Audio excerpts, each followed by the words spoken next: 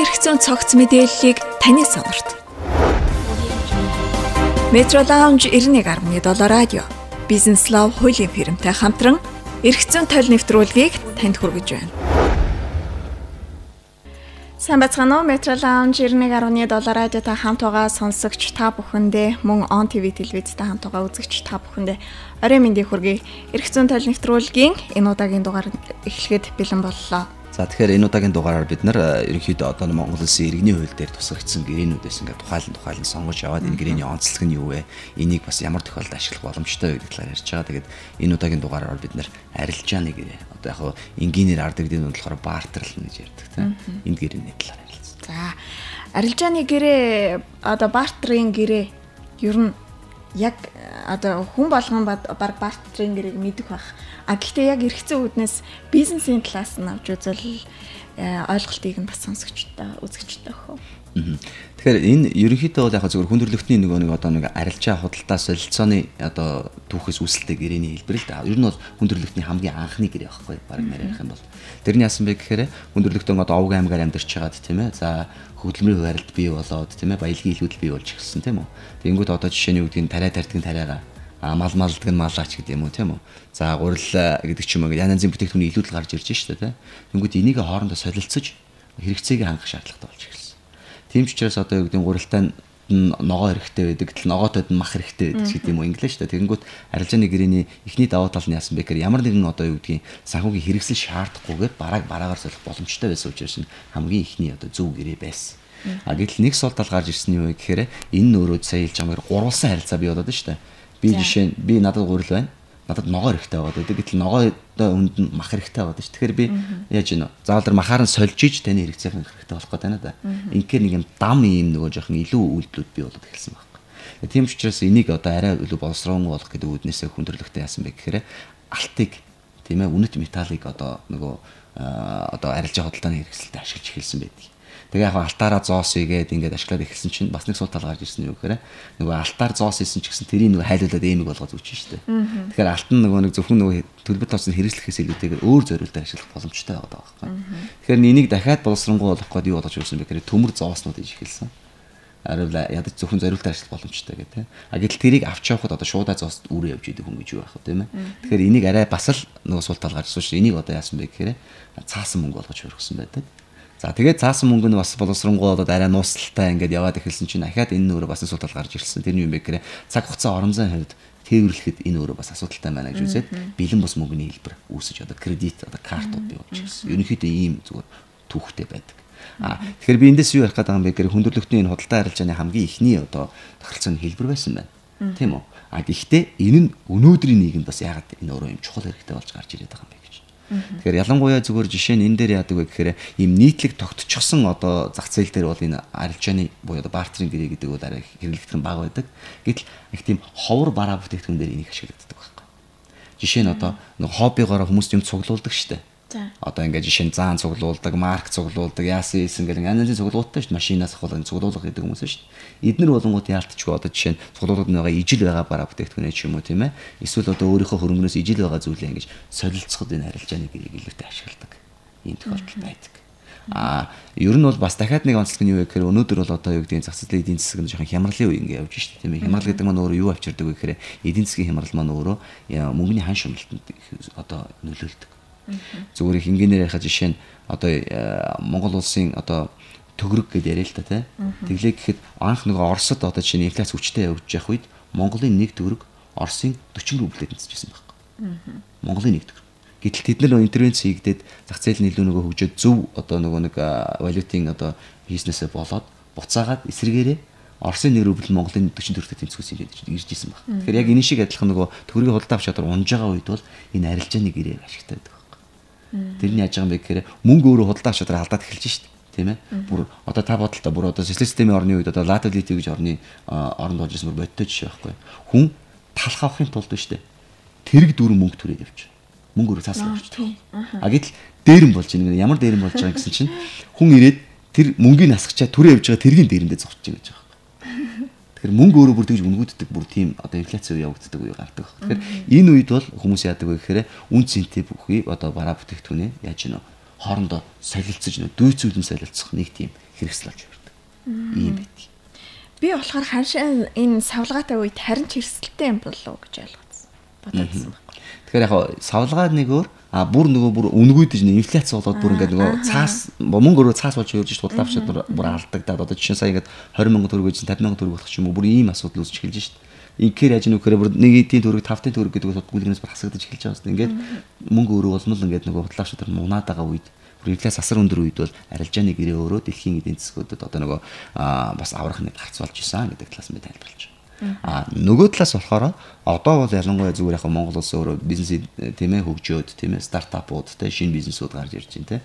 Эдний хувьд өөрөө энэ арилжааны гэрээ бас их даваа талтай гэрээ байдаг.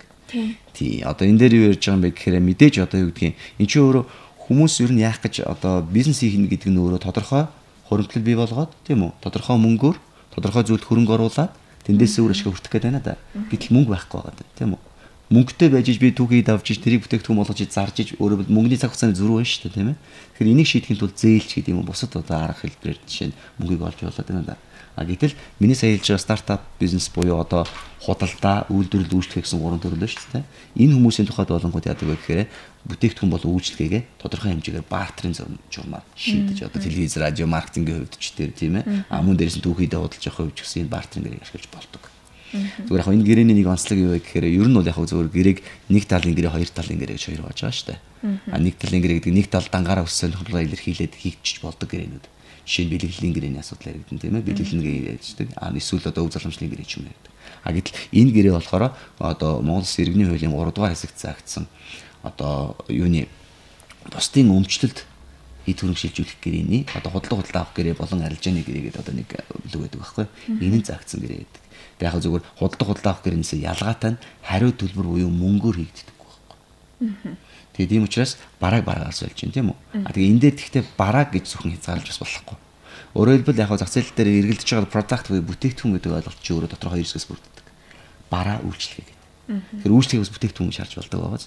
Тийм учраас жишээ нь одоо юу гэдгийг надад одоо машин байна тийм ээ би танд машин өгье. Оронд нь та надад магадгүй одоо юу гэдэг хагас жилийн хугацаанд манад одоо ажиллах үүргүүлж болно доо. Тэгэхээр ажил үйлчлэгийг бараагаар сольж болдог. Ийм харилцаа байна. Тийм, одоо барилгын салбарт энэ хамгийн. Яг үнэн. Тийм, одоо жинхэнэ бартерлал нэгэл одоо юу гэдэг нөгөө туслан гүйцэтгэгч нартаа байраа өгөөл тэрийг яаж борлуулах уу гэж асуудал үүсэж байгаа зү тийм. Зүгээр яг энэ дээр болонгууд нөгөө бас тэр нөгөө бартерын асуудал дээр болонгууд нөгөө худалдаа авах гэрийн дээр жишээ нь үйл хөрөнгө дээр ч гэдэг юм уу улсын бүртгэл бүртгүүлэх хэрэгтэй байдаг шүү дээ. Тэрнтэй адилхан үйл хөдлөлтөөр бас ингээд бартараар хийж байгаа энийг бас бүртгүүлэх шаардлагатай байдаг. Мөн дээрээс нь энэ бартерын нэг онцлог нь юу юм бэ гэхээр тухайн хөрөнгийг нэгдүгээр хөрөнгө шилжүүлэх, эд хөрөнгө шилжүүлэх, эсвэл тэрнтэй холбоотой өмчлөх эрхийг шилжүүлэх гэсэн асуудал яригддаг байна. Тэгэхээр тухайлсан хөрөнгийг шилжүүлж байгаа учраас энийг гэрээг өөрөөр бичгээр хийгдэх гэсэн одоо хоёрын шаардлагатай харагддаг. Заавал бичгээр болдог. Тий, одоо яагаад гэж байгаа гэхээр зүгээр яг манай одоо өмгөөллийн үйл ажиллагаа явуулж байхад жишээ нь хүмүүсээ хандж ирсэн нөгөө жишээ болгоод ярихад юу вэ гэхээр хүмүүс нөгөө энэ дээр аягүй тийм өрөөсгөл хандаад тэрнээс болоод асуудалд ордог тохиолдол байхгүй. Жишээ нь яаж байгаа юм гэхээр за одоо юу гэдгийг би тодорхой жишээ нь танд одоо төлбөр өгөөд тийм ажил үйлчлэгээ өгөөсдгүүлээ гэж тохирсон бай. Гэсэн чинь та би 6 сарын хугацааны мөнгө танд өгсөн байсан чинь та 1 сар хийгээд цаашаа явуулах боломжгүй болчихж шээ. Тэгэхээр 5 сарын мөнгө та төрөл авцсан байна да. Гэтэл тэрийг нөгөө одоо юу гэдгийг ажиллаа хийхэд бол тоног төхөөрөмж байсан ч бай гэж бодъё. Тийм ээ. Тэгээ тоног төхөөрөмж жишээ нь миний мэдлэлт за юу яа барьцаан тавьяач гэдэг мөнгө орхисон бай гэж бодъё. Тийм үү. Гэтэл та нөгөө мөнгө төлөх алгуулчихдаг. Тэнгүүд одоо нөгөө барьцаан тавьсан нөхөр чинь за мөнгө авч чадахгүйгээс хойш одоо энэ минь ядаж би зарч мөнгө олж аваад тэгээ зарчдаг. Гэтэл энэ л хувь зөрчиж байгаа. Өөрөө яаж байгаа юм яагаад гэхээр уг нь бол энгийнээр харахад бол одоо яг хэвээр тийм үстэй чи мөнгө өгөөгүй оронд нь юма тавьсан юм чинь тэрийн зархын зүй байсан юм шиг харагдаад байгааз. Гэтэл энд нэг асуудал байгаа дээ. Нөгөө хөрөнгөний чинь өмчлөх хэрэг гэсэн асуудал гарч ирж байгаа байхгүй. Өмчлөх хэрэг гэдгийг их энгийнээр их юм би олон одоо нэвтрүүлгээр тайлбарлаад дахин давтан хэлье. Тухайн эд хөрөнгөний хувь зээг шийдэх хэрэг байхгүй. Хувь зээг нь шийдэх хэрэг. Тэрийг зарна уу, өрнө үү, хагална уу, хугална уу, хаяна уу, хүнд бэлгэлнэ үү те. Тэр их нь үндсэн нөгөө хөрөнгөний өмчлөгчд байж байгаа байхгүй. Гэтэл зүгээр барьцаарсан болохоос биш шилжүүлээг байгааз. Тэгэхээр бусдын хөрөнгийг хууль бусаар захиран зарцуулсан асуудал үүсдэг байна шүү дээ. Ингээд нөгөө барьцаас нөхөр маань өөрөө харин бүр нөгөө төлбөр төлөх ёстойсэн хүний өмнө үүрэг үсээд одоо шүүхэр асуудал шийдэх асуудал гардаг байна. Би яагаад энийг яриад байгаа юм бэ гэхээр бартерын харилцаа бол өөрөө хөрөнгөөр хөрөнгө солиж штэ. Тийм байгааз. Тэгэхээр энэ өмчлөх хэрэг давхар шилждэг асуудал яригд. Тэгэхээр энийг өөрөө тэрний өмчлөх шилжийг нөгөө цаасаар буюу тийм ээ гэрээ болгож хийж та тухайн нөгөө нэг бартарлсан хөрөнгөө дахин цуглах эрхээ асуудал нь баталгааж идэх юм аа гэдгийг л тайлбарлаж байна. Зарим гэрээнүүдэд бол одоо өмчлөх хэрхэн жишээлбэл тань дээр байлаа тий. Надтай гэрээ хийхдээ энийг худалдах хэрэгтэй, барьцаалах хэрэгтэй гэсэн ийм нэг натратаар гэрээ хийгээд байна л да. Тэгэхээр тийм тохиолдолд худалдах, барьцаалах бас болохгүй гэсэн үг болох уу? Яг та бол жишээ үйл хөдлөлт тухай яриад байна да. Тийм ээ. Машин бас. За. Тэгэхээр яг зүгээр эн чинь яг нэг хоёр жишээ болгож хэлье заа. Нэгт болонгууд үйл хөдлөлт хөрөнгө дээр үнэхээр тэр одоо жишээ нь сайн нэг худалдах тийм ээ бусдад шилжүүлэх гэдэг чинь өөрөө өмчлөх хэрэг бай захирамд суулгах хэрэг байна да. Эрхээ шилжүүлж ийн гэсэн үг шүү дээ. Тэр тохиолдолд улсын бүртгэл бүртгүүлэх хэрэгтэй.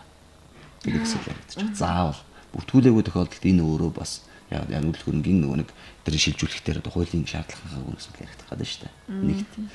Хоёрт болонгууд яг зүгээр одоо энэ дийлих гарч байгаа одоо энэ нөгөө автомашин барьцаалан зээлдүүлэх газар гэдэг шүү дээ. Тийм ээ одоо банк төсч юм дээ. Эдгээр чинь болонгууд яаж байгаа гэхээр хувь иргэдийн хоорондох зээлийн дээрээс өөр зохицуулалт байдаг. Угаасаа хуулиар зохицуулагдсан. Тэрэн дээр яадаг вэ гэхээр одоо фидуц гэсэн одоо үүрэг гүйцэтгэлийг хангах арга гэж нэг юм байдаг юм л да.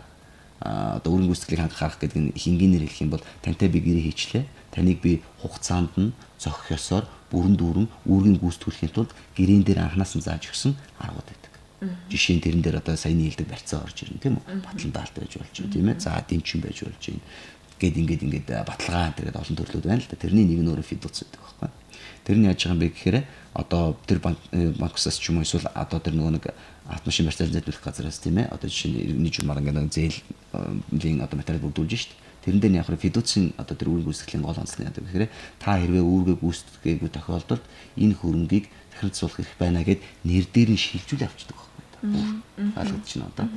Бүр анханасаа гэрээ ихтэй шилжүүл авчиж шít.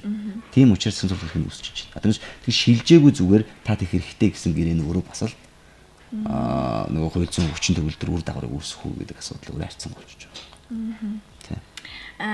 Та бас сая ярьжсэн энэ гарааны компаниудад бас их ашигтай гэрээ юм аа, арилжааны гэрээ ингээд бас дэлгэрүүлээд ярил одоо гарааны компани хийж байгаа залуучууд маш олон байдаг. Зарим нь одоо бартерын гэрээгээр одоо арилжааны гэрээгээр одоо боссон компанич байгаа гэж сонсч ирсэн. Тэгэхээр яг ямар ашигтай одоо жишээлхэд одоо юугаар бартарлаж ингэх боломжтой вэ гэж та бас нэг зөвлөгөө өгвөл. Яг зүгээр хингэнээр хэлэх юм бол за нэг бизнес талаас нь хэлчихв те. Хууль талаас гэхээс илүүтэйгээр бизнес талаас нь ярих юм бол ер нь бол ямар ч тэнэг хүн сав хийж чадна. Зархад ухаан хэрэгтэй гэж үгээд байгаа байхгүй. Юу хийх нь бол тийм хэцүү зүйл биш. Тэрийг одоо юу гэдгийг өөрөө бодож байгаа. Ер нь хүмүүст ийм хэрэгтэй мэн гэж бодож олох нэг өөр шүү дээ. Эсвэл энэ хүнд үнэхээр хэрэгцээтэй нэг юм байна. Тулгымцсан асуудал нэг юм байна. Шийдлийг ингэж гаргаж ирэх гэж хэвлэх өөр асуудал. Тийм бааз. Тэгэхээр энийг чинь борлуулна гэдэг нь өөрөө хийхээсээ чухал зүйл байхгүй. Тийм бааз. Тэгэхээр ерөнхийдөө бол яаж байгаа юм бэ гэхээр яг зөвхөн хүмүүс нөгөө энийг ялгаж салгаж харж чаддаггүй маркетинг гэдгийг борлуулалтаа хэлж байна. Тийм. Тэгээд бас дээрэс нь одоо юу гэдгийг би ямар ч үсэл эхэлчихийч гэдэг юм уу те. Би зүгээр яг энгийнээр хэлэхэд юу гэж байгаа юм бэ гэхээр машин ингээ хөл байдаг юм л та. Ер нь бол шинээр эхэлж байгаа стартап бизнесүүдийн тийм ээ 80% нь эхний жил хагас дотор дампуурдаг судалгаа байдаг. Тийм ээ. Гэтэл үлдсэн 80% нь юу гэдэг нь 100 хүн бизнесийг тухай бодоход 80%-ийн зориг нь хүрдэггүй. 20% зориглож эхэлдэг. Гэтэл 20%-ийнх нь 80% буюу 16 жил хагасын дотор үе 500 өнөдөр байх болчихдог. Үлдсэн дөрвөлддөг. Тэгэхээр зоригтой байх, тууштай байх соёл юм байгаа дааз. Гэтэл энэ дээр нэмэгдээд нэг юм бэ гэхээр би сайн хэлдгээр юу хийхдээ анхаарах биш тэрийг яаж зах зээл дээр борлуулж хүргэх хэрэгтэй юм бэ гэдгийг анхаарах хэрэгтэй байдаг. Тэгэхээр жишээ нь саяны хэлж байгаа дээр үйлчлэгээ хийж болно, бараа хийж болно тийм ээ. Завар одоо худалдаа үйлдвэрлэлтэй ураг байж шít. Тэгэхээр энэ дээр яаж байгаа юм бэ гэхээр би энэ үйлчлэгээгээ тийм ээ тодорхой байдлаар заавал мөнгөөр бишээр яаж зах зээл дээр хүргэж болох вэ? Энэ нь өөрөө нэгдүгээрт яаж байгаа юм бэ гэхээр бүх зүйл сургалтын төлбөр гэж юм байдаг байхгүй. Замын зардал гэж юм байна шүү. Та хаашаа явсан төлбөрөө төлөх ёстой. Та юм сурж байгаа бол мөнгө төлөх ёстой. Тэрнтэй адилхан бизнест өөрөө заавал одоо сургалтын төлбөр байдаг байхгүй ихний хугацаанд. Тэгэхээр энийгээ төлөөд тэгээд бартерын журмаар чамаагүй бизнесээ явуул. Яагаад гэвэл бүх зүйлийн шалгуур өөрөө нэгдүгээр цаг хугацаа байдаг. Хоёрдугаарт тэнд туршлага хөрөнгөлдөж байдаг байхгүй. Үйлчлүүлэгч юу хүсээд байна? Юуг нь хангаж болж байна? Мөн үү те? Энэ ингээнээр хэлэх юм бол та эхлээд нь ашигтай ажиллах албагүй гэсэн. Эхлээд нь зүгээр л балансаа барьж явах хэрэгтэй. Энэ хугацаанд та одоо нөгөө үндсэн одоо нөгөө бизнесийнхаа мөн чанарыг те юуг нь яавал болдгүй үйлчлүүлэгч яг үндэ юу хүсдэг бүх үйлчлүүлэгч өгсөн мөнгнөөс илүү юм авахыг хүсдэг байхгүй бүх хүн л тийм хүсэлтэй тийм үст тэгэхээр тэрийг хангахын тулд одоо би яагаад энэ арилжааны гэрийг сануулад байгаа юм бэ гэхээр та эхлээд нь заавал мөнгө олохын тулд гүүхээс илүүтэйгээр яаж гинэ эхлээд нь би бартраар чамаагүй энэ хүнд үйлчлэгээ үзүүлээд энэ худалдаагаа борлуулад үз тийм үү а тэндээс та бүс хоосон байхгүй тодорхой юм нэг үйлчлэгээ авч байгаа тэрийг нь цаашаагаа борлуулах байдлаар ч үгүй юм уу аль хурдан хөрвж болох тэр аргачлалаа бодолцоод яаж гинэ тодорхой хугацаанд тисчүүлдэх энэ зарчим руугаа ороход бартрын гэр хэрэгтэй гэж хэлдэг. Одоо барилгын компаниудад маш их тохиолддог зүйл туслан гүйцэтгэгч нар ажил гүйцэтгээд тэгээд машин юм уу байр авдаг.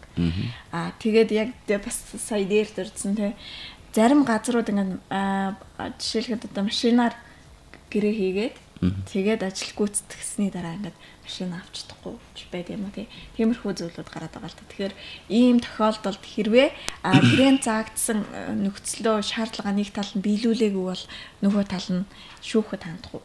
Одоо яах вэ? Ер нь бол яг хуулийн дараах хууль бол гэрээ гэж үздэг. Тий.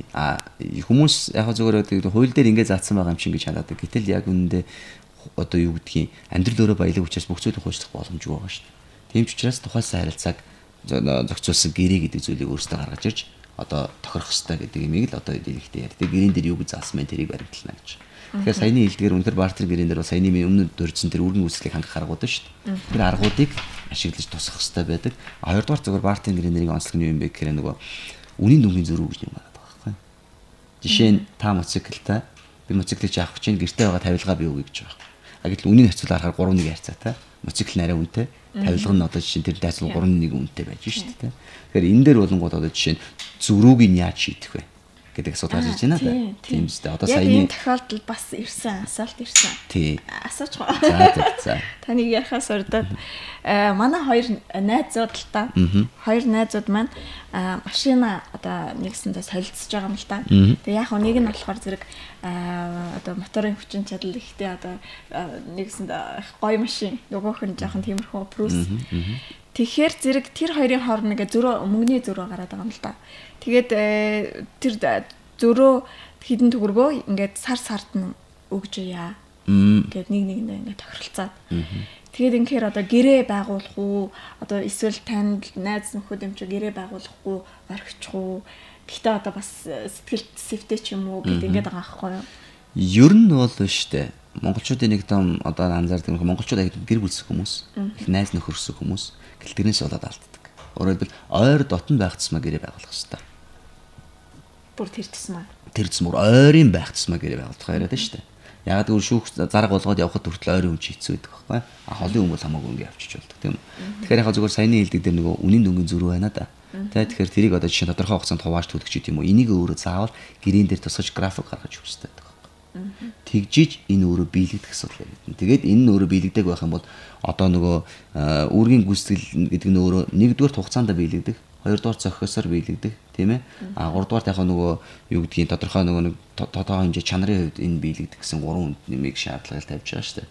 Тэгэхээр энийг хангуулахын тулд юу гэрийн дээр тасгаж өгөх ёстой зүйл ер нь бол. Зүгээр яг тэр үнийн дүнгийн зөрүүн дээр болонгууд энэ өөрөө нэг зүйлийг би өмнөх бас нэвтрүүлгээр ярьж ирсэн. Ер нь бол хүмүүс хоорондоо хийж байгаа гэрээгээ зүгээр л одоо жишээ нь бараг л бүхэл гэрээг хамтран ажиллах гэрээ гэдэг чинь байхгүй. Яг л хоёулаа нийлээл ямар нэг юм хийж байгаа учраас хамтарч байгаа юм чинь гэдэг ингээд гэж. Гэтэл гэрээн дээр явахаар юу гэж нэрлсэн биш тухайн гэрээний зорилго нь юу байсан бэ? Мөн үү яг одоо тэр акшн үйлдэл нь өөрөө юуг зохицуулаад байна гэдгээс хамаарат ямар гэрээний шинжийг агуулдаг байгаа вэ гэрээ гэдэг асуудал гэдэг нь өөрөө чухал болж өрддөг. Ер нь бол ялангуяа шүүгчтэнд болохоор. Тэгэхээр энэ дээр юу гэхээр нөхөр сая жишээ нь та ингээ харж штэ хоёр машин байна. Нэг нь одоо арай хямдхан, нэг нь арай үнэтэй байгаа гэдэг. Тийм тодорхой мөнгөний хооронд нь ангууд мөнгөөр зөрүүгийн шийдья гэж тохирсон байна да. Гэтэл нэг талаас харахаар энэ өөрөө бартеринг грэм шиг харагдаад байна да. Нөгөө талаас харахаар худалдаа авах хэрэгтэй адилхан байгаа даа. Нөгөө хариуд нь мөнгө төлөөд байгаа шүү дээ. Бартер чи өөрөө яаж гинөө хариуд нь хөрөнгөл байх хэрэгтэй шүү дээ. Тэгэнгүүт энэ өөрөө холимог гэрээний шийдтэй болчихж байгаа байхгүй. Нэг талаасаа худалдаа авах гэрээний юмаа зохицуулдаг юм шиг. Нөгөө талаас харахаар бартер буюу арилжааны гэрээ зохицуулдаг юм шиг харагдаад байна шүү дээ.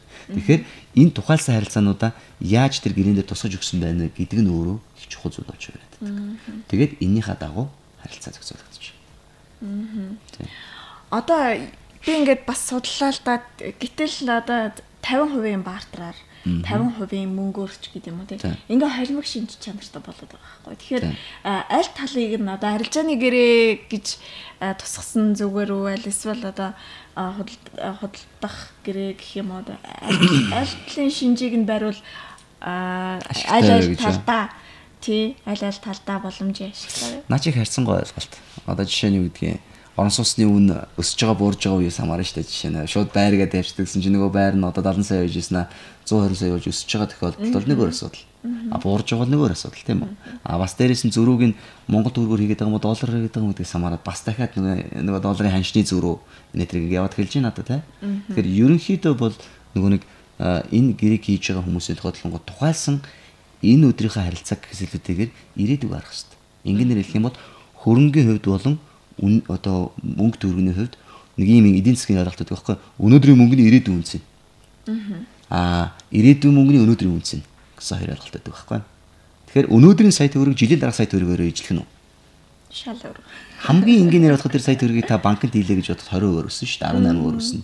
Бүү нөгөө талаас ярих юм бол та тэр сая төгрөгөд гудсан засраа хийсэн байгаа тохиолдолд инфляцтэй дэгдээ та сая төгрөгөөр энэ жил авч чаддаг байсан юм а эргэжил сая 300 мянгаар авч байгаа байсан. Дор хаяж 20-30% инфляц явж байна да. Тийм байгааз. Тэгэхээр энэ мөнгөний одоо нөгөө нэг динамик хөдөлгөөн нь өөрөө ямар байна вэ? Хөрөнгөний хувьд өөрөө эдийн засгийн хувьд өөрөө энэ өөрөө өсөх үн цэнтэй хөрөнгөө үгүй юу ч гэдэг юм уу те.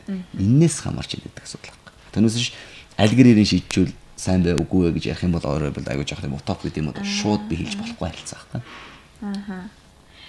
Тэгэл ингэхээр заавал одоо өмгөөлөгчийн шаардлагатай хэрэгцээтэй болчиход байгаа байхгүй юу. Одоо нэг гэрээний маягт аваад ерөөсөө тий гэрээний загвар аваад хоорондоо гэрээ байгуулчихвал ингээд дараа нь хохирох хин хинийгээ хохирох юм эрсдэлтэй болчиход байгаа юм л та. Тэгээд л ингээнээр хэлэх юм бол бизнес хийж байгаа ялангуяа стартапуудын тухай ярьж байгаа тохиолдолд эрсдэл гэдэг ойлголт яг зүгээр эрсдэл хийхгүйгээр амжилтанд хүрнэж бол байхгүй. Эрсдэлгүй алхам гэж юусэл байхгүй шүү дээ. Эрсдэл байхгүй бол амжилт байхгүй гэсэн үг ер нь бол.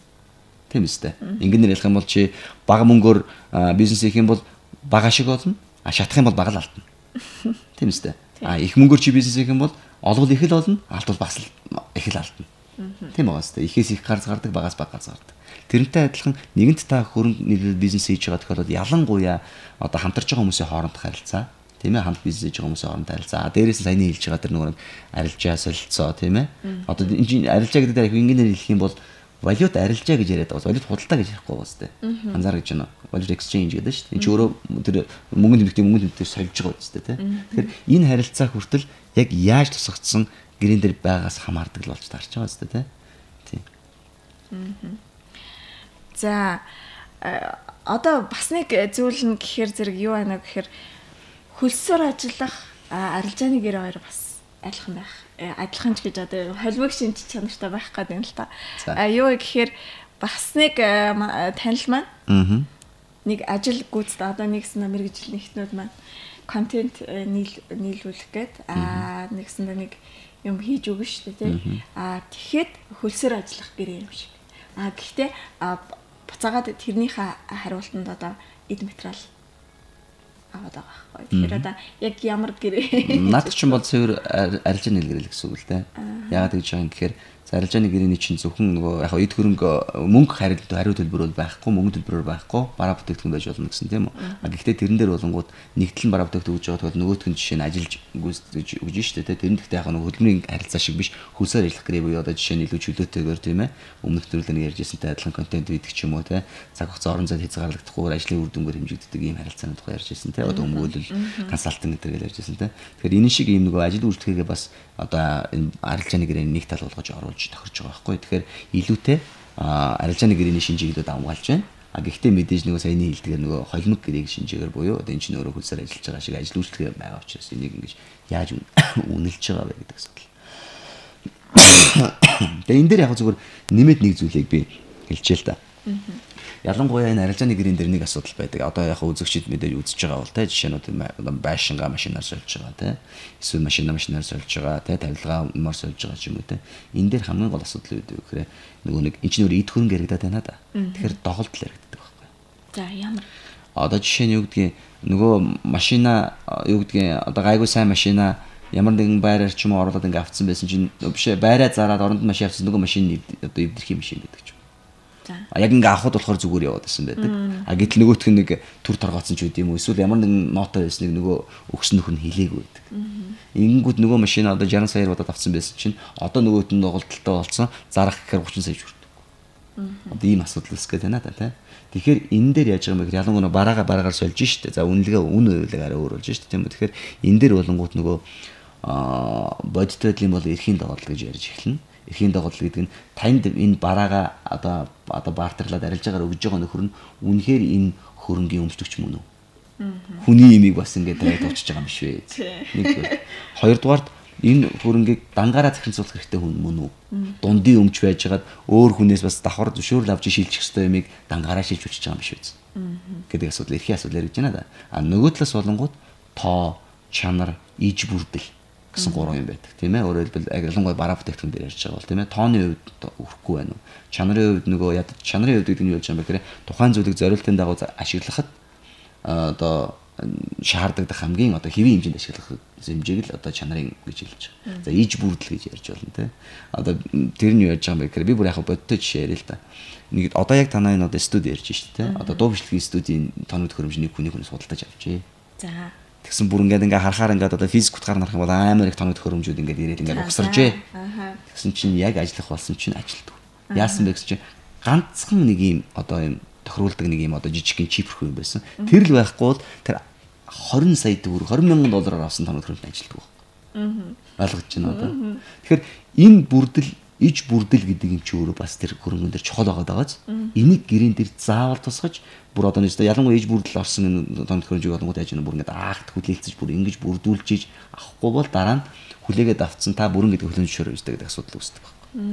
Ойлгож байна одоо. Тэгэхээр эн чинь өөр яг эдгэрэнтэй холбоотой харилцаа учраас энэ өөрөө бас худалдаа авах гэрээтэй төстэй юм шиг сонсоод байгаа ч тийм. Гэхдээ нийгэм нь ялгаатай нь худалдаа авах гэрээ бол нэг тал нь мөнгө төлөх одоо үүрэг хүлээдэг. Нэг тал нь нөгөө нэг одоо бараа бүтээгдэхүүн шилжүүлэх үүрэг хүлээдэг. Нөгөө тал нь төлбөрөө төлсөн учраас эргээд нөө шаардах хэрэг үүсдэг. Тийм биз дээ. Наад арилжааны гэрээ чинь болонгод хоёулаа эд хөрөнгө солилцож байгаа. Мөнгөнд дүнгийн зөрүү гардаг байхын дээрээс нь нөгөө эд хөрөнгөний доголдлын асуудал гардаг. Тийм учраас энийг их сайн гэрээндээ тусгаж өгөхгүй бол хамгийн энгийнээр хэлэхэд иж бүрдэл дутахад л нөгөө сайхан одоо бодож исэн ч үгүй юм уу те. Эсвэл одоо чанарын хувьд доголдолтой ч юм уу те ийм байгаа тохиолдолд та нөгөө юм тавиад өгсөн байж байдаг. Та өөрөө захирцуулахаар шилжүүлсэн байгаа шүү дээ. Эрхийн шилжүүлсэн. Тэгэхээр нөгөө нөхөр чинь эрхийн шилжүүлсэн захирцуулаад явцсан байж байдаг. Ингээд нөгөө нэг юм долоо дамнуул зарна гэдэг шиг асуудал үүсээд хохирол өвчрдөг гэсэн. Хэрвээ одоо эвдэрхийч гэдэг юм уу те нэг зүйлэн дутуу байлаа гэхэд буцаагаад шүүхэд хандвал авах хэрэг үүсэх үү? Болох уу? Мэдээж нөгөө нэг үнэхээр доголдолтой байгаа тэрийг илт тэрийг нуун дарагдсан. Тэ хууль бусаар тэрийг ингэсэн гэдэг нь одоо нотлогдоод тийм ээ. Үнэхээр одоо ингэж явах юм бол тэрийг бас юу яах асуудал хэмжлээд авах асуудал яригдаж болно. Гэхдээ нөгөөх тэр магадгүй тэр доголдлын асуудал нь болонгоо жишээ нь нөгөө авсан этгээд өөрөө тэр гинтлийг бий болох нөхцөлийг бүрдүүлсэн байх ч гэдэг юм уу. Тийм асуудал бас магадaltaй байхгүй. Тэгэхээр эндээс нэг юм ярьж шít. Өгж байгаа тал нь ч авж байгаа тал нь ч яс байхгүй бол аль нэг тал нь өгсөн тал нь ч хөрөх магадaltaй, авсан тал нь ч хөрөх магадaltaй. Тэгэхээр ингээнээр хэлэх юм бол та бүхэн бараагаар сольж байна да бүтээгдэхүүн сольж байгаа тохиолдолд тийм ээ. Би бараа бүтээгдэхүүн өгж байгаа талаасаа харах юм бол би бараагаа худалдаад байгаа юм шиг харагдаад байна да. Таны өгж байгаа бүтээгдэхүүнийг би одоо арилжааны бартер шумаар авж байгаа тохиолдолд би худалдаж авч байгаа шиг харагдаад байна да. Ер нь бол ингээд хоёр талын үүрэг болоод төрчихөж байгаа зү. Тэгэхээр ер нь бол энийг өөрөө ном журмынхын дагуу шийдснээрээ одоо аль нь ч авахгүй магадaltaй. Би зүгээр айгүй энгийн нэр жишээ болгоод хэлчихье тэхүү. Зурд үзэж байгаа хүмүүс дээр ялангуяа одоо амьдрал дээр айгүйх гардаг жишээ шүү дээ. Одоо ингээл олоолаа байж исэн чинь хэнийг утсан алах болчихдог. За тийм яг. Тий. Одоо тэгээд одоо чамайг авсан гэж хэлэхэд хэцүү. Аваагүй гэхэд хэцүү. За тэгээд дугаа явахаар нэг алдсан 15 та гэдэг шиг ячдахгүй болчихж байна да тий. Тэгэхээр ийм тохиолдолд бол жишээ нь за одоо ингээ нэгжий гэдэг нэг асуудал үүсдэг шүү дээ. За хийнж авсан байж магадгүй гэл. Тэнгүү зарим нь уурж гэдэг би яахаараа нэгжүүлтий. Би ямар буруутай биш гэдэг ийм асуудал үүсдэг. Тэгэхээр энэ дээр жишээ нь үнцгийг яаж тавьсан санаардаг байхгүй. Та нэгжүүлэх ёстой гэх юм бол тэр хүн ууралнаа да. Гэтэл уучлаарай. Би таныг автсан. Булгаа хийсэн ч гэдэм гин буруутай гэдэг үүднээс би тань нэгжих гэдэг юм биш. Зүгээр л таныг харин гин буруугүй гэдэг шиг нотлох гэдэг байхгүй да. Та нэгжүүлэхгүй гараа авчих юм бол хүн сэрдэх гээд нь шүү дээ. Ойлгож байна одоо. Яг ингэж хүн тайлбарлахаар хүн эвтэйхээ ойлгож болж байна. Яг энэтэй адилхан та тухайлсан харилцаанд ялангуяа хүнтэй өгч авалцах гэж байгаа тийм ээ. Энэ одоо арилжаа баартай харилцаан дээр болонгууд энийг бүр ингээд эвтийхэн ойлголцоод бүр сайхан цаасан дээр буулгаад ингээд авцсан тохиолдолд дараа нь та хохирох гээд байгаа юм биш, та өөрөө ч хохирч магадгүй гэдгээд ойлгох хэрэгтэй байна. Ойлгож байна одоо. За ойлгож байна. За. За баярлалаа. Нэвтрүүлгийн өндөрлөх цаг болж байна. Тэгээ битэрийн яриаг үйлдсэн зүйлээ бол нэвтрүүлгийнхаа төгсгөлд. За тэгээд яг яриаггүй үлдэгч яг ерөнхийдөө зүгээр хумаад хэлэхэд тийм ээ. Энэ өөрөө арилжааны гэрээний нэг онцлогийг бас хэллээ тийм ээ. Одоо нэг ховор бараа бүтээгдэхүүн дээр илүү ашиглагддаг юм байна тийм ээ. Бас дээрээс нь одоо хөдлөх хөрөнгүүд дээр тийм ээ. Одоо үнийн дүнгийн зөрүүтэй байдлаар ингэж тохирох асуудлууд амаар тохирчоод дараа нь тэр нь маргаан үүсдэг асуудал зөндөө байдаг. Тэгээд нөгөө амаар хүний имийг авчаад нөгөө өмчлөг хэрэг шилжүүл аваагүй жиж худалдан борлуулсаас болоод өөрөө буруутах асуудлууд бас гардаг юм байна тийм ээ. Бас дээрээс нь энэ гэрээний нэг онцлог нь болонгууд сайн хэллээ шүү дээ тийм ээ. Ялангуяа нөгөө өндөр хань шуналтай үед болонгууд бараагаар солих энэ нөгөө бартын харилцаа өөрөө илүү их заримдаа одоо жишээ нь үүдгийг нөгөө мөнгийг үнгүүдүүлэх тийм ээ байж байгаа хөрөнгөө үнц нөгөө болгохоос сэргийлэх арга болж үрдэг юм байна. Мөн нөгөө талаасаа ялангуяа бизнесийн харилцаан дээр болонгууд илүү одоо юу гэдэг зөвхөн мөнгө олох гэсэн үгээр тийм ээ та магадгүй хэллээ шүү дээ. Хийх нь биш худалдах нь илүү хэцүү байдаг учраас энэ харилцааг та бас заавал мөнгө өргөхгүйгээр бартараар шийдээд тийм ээ тэрийгэ магадгүй тодорхой нэг хэрэгцээтэй газрыг олж ингээд гүйлгээд тийм үү ингэж явхад одоо бизнес дээр бас нэг одоо гацуулдаг юм гэрээ юм аа. Тэг яг энийг бол мэдээж яг худалдаа авах гэрээтэй одоо баг зэрэгцэж орж ирдэг юм гэрээ. Яг их өргөн дэрлэг хэрэглэгддэггүй. Гэхдээ амьдрал дээр байдаг гэрээ. Тийм учраас энийг бас яг гэдгийг одоо нэг талаас нь бас одоо үзэж байгаа хүмүүс сонсож байгаа хүмүүс маань ойлгож мэдээд тийм ээ. Амьдралдаа бас зарим одоо өөртөө охирлгүйгээр асуудлыг шийдэхэд энэ гэрээ бас хэрэгтэй юм аа л гэж хэлдэг. За баярлалаа. Дараагийн 7 хоногийн доорой сэдв ямар сэдвээр ярилцлаа. За дараагийн гэрээ болонгууд одоо иргэний хууль дээр байдаг хамгийн том одоо гэрээний нэг бас бидний дунд хамгийн их өргөн хэрэглэгддэг гэрээний худалдаа авах гэрээ. Зүгээр энэ дээр нэмэгдээд би юу хэлж байгаа юм бэ гэхээр зээлээр худалдаа авах гэрээ, тодорхой болцолтой худалдаа авах гэрээ, худалдаа авах давуу эрх энэ гэж байдаг байхгүй. Тэгээ энэ онцлогуудыг би бас дурдж хэлээ. За баярлалаа. Нэвтрүүлгийн турш 91.7 радио болон On TV телевизтэй хамт байсан сонсогч үзэгч та бүхэндээ баярлалаа. Metro Lounge 91.7 радио Business Love хуулийн фирмтэй хамтран 7 хоног бүрийн пүрэв гараг сонсогч та бүхэндээ эрх зүйн тал нэвтрүүлгийг хүргэдэг. Энэ удаа эрх зүйн тал нэвтрүүлгээрээ арилжааны буюу бартерын гэрээтэй холбоотой асуудлаар ярилцлаа. Дараа 7 хоногийн энэ цагтаа эргээд уулзъя. Түр баяртай. Хууль эрх зүйн цогц мэдээллийг таны сонорт. Metro Lounge 91.7 радио Business Love хуулийн фирмтэй хамтран эрх зүйн тал нэвтрүүлгийг танд хүргэж байна.